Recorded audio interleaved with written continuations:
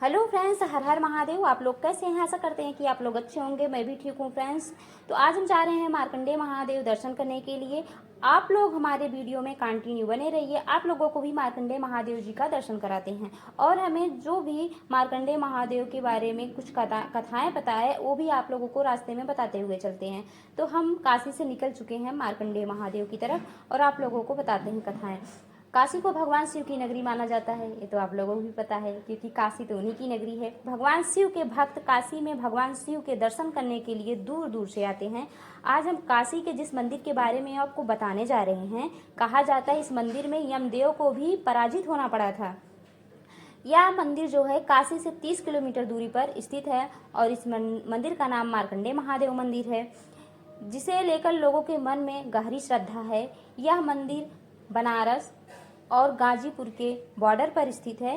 कैथी नामक गांव में भगवान के इस पावन और चमत्कारी धाम को लेकर एक पौराणिक कथा प्रचलित है।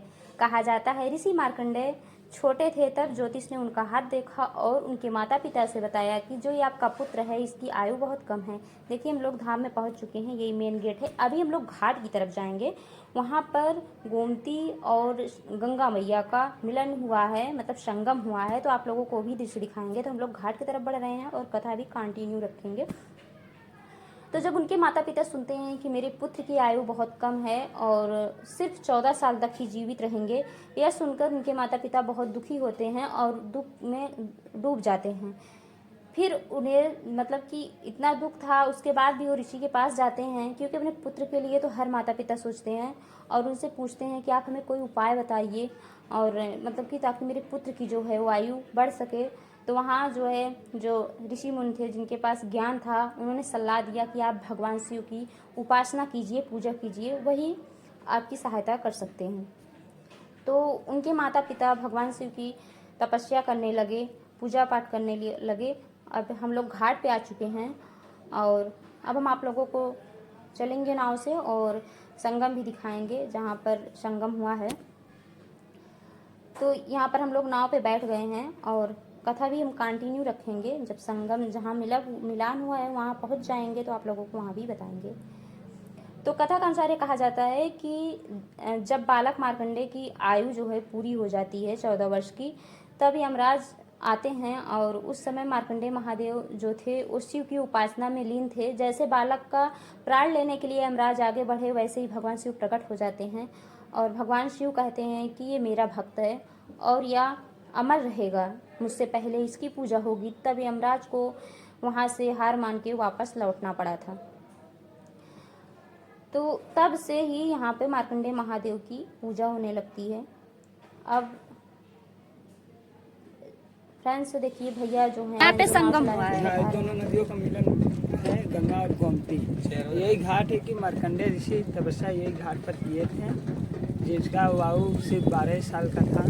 तो वहीं पर आपका पुत्र प्राप्ति खातिर यहाँ पर मुकामना पूर्ण होता है, मुकामना। और यही गोमती नदी है कि आप जो यहाँ का मन्नत आप मानेंगे तो पूरा हो जाता है, आप कुछ भी मान सकते हैं। फ्रेंड भैया बता रहे हैं कि यहाँ पर गंगा और गोमती जी का मिलाप हुआ है, मतलब संगम है। और हम लोगों को भैया जो हैं नाव से लेके आए हैं, आप जैसा कि देख रहे हैं मेरे पीछे, बहुत अच्छे हैं। आप लोग आइएगा तो 200 रुपये में हम लोग बुक करवाए, रिजर्व करवाए हैं और पूरा आप लोग संगम घुमाएंगे। बहुत भैया, आप अपना नाम बताइए। आकाश साहनी नाम है। आप कभी भी मार्कंडेय दर्शन करने आइए, आप यहाँ आइएगा। आकाश साहनी भैया का नाम है। बहुत अच्छे से इनका प्रेम व्यवहार बहुत अच्छा है और बहुत बढ़िया से हम लोग ले आए, दर्शन कराएं और हमें मार्कंडेय महादेव बारे में भी बताएं कि यहाँ तपस्या हुई थी और मार्कंडेय ऋषि का। तो यहाँ अभी तो हम आप लोग महादेव दर्शन नहीं कराए हैं, वहाँ भी लेके चलेंगे। बस आए थे यहाँ तो हम सोचे पहले देख लें, यहाँ पे संगम हुआ है, फिर मंदिर लेके चलेंगे। तो भैया ने अभी बताया कि मार्कंडेय ऋषि यहाँ पर तपस्या किए थे और यहीं पर गोमती जी का और गंगा जी का मिलाप हुआ है। फ्रेंड्स, जैसा कि आप लोगों ने देखा कि भैया को जो भी जानकारी थी बताया, तो इधर से आप लोगों को कभी जिधर दिखा रहे हैं, ये जो सूर्य का प्रकाश चमक रहा है, ये गोमती नदी है।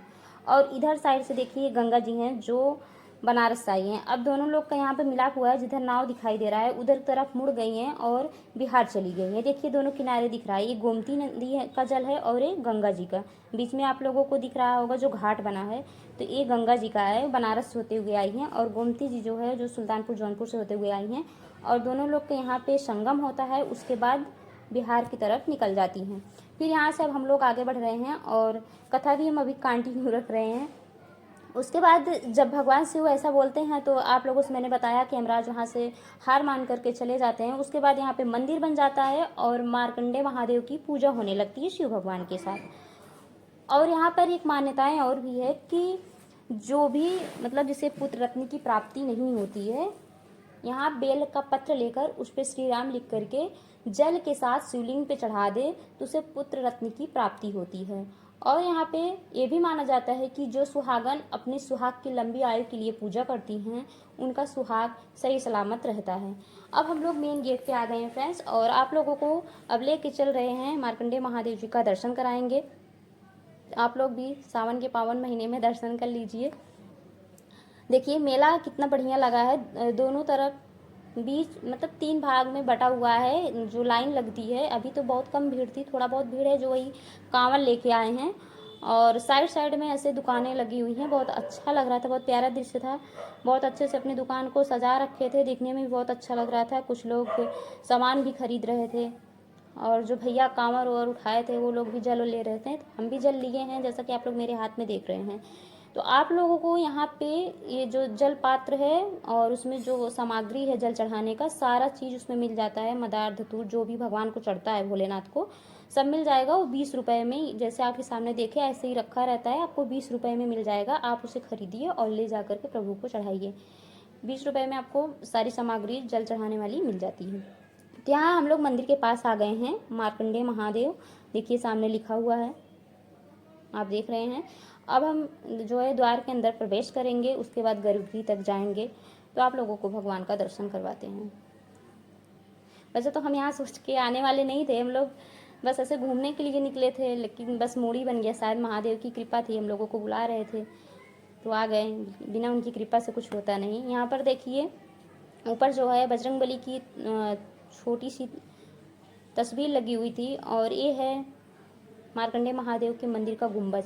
बनारस में ये मानते हैं कि मंदिर के गुंबज का दर्शन करने के बाद ही अंदर शिवलिंग हो या कोई मूर्ति हो तभी दर्शन करना चाहिए, तो वो मनोकामनाएं जो आप अपने मन में या दिल में लेके आए हैं तो पूरा होता है।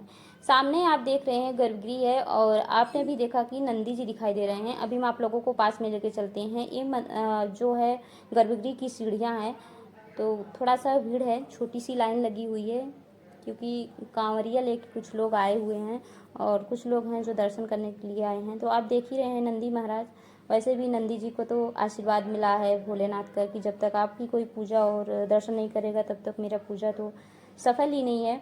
उसके बाद आप लोग मार्कंडे महादेव जी का दर्शन करिए। ये देखिए जल अभिषेक भी हो रहा है और सब लोग जल चढ़ा रहे हैं।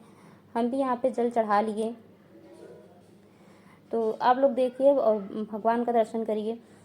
हमें एक चीज़ यहाँ पे थोड़ा सा अच्छा नहीं लगा, ये जो आप लोग देख रहे हैं कि जो लोग हैं वहाँ पे जल चढ़ाने के बाद जो जल पात्र है वही मतलब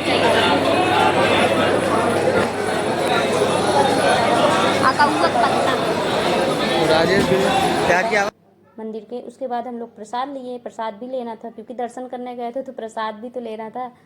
घर पे आएंगे तो सबको देना भी। हो गया है दर्शन और अब हम लोग चल दिए हैं बनारस की तरफ।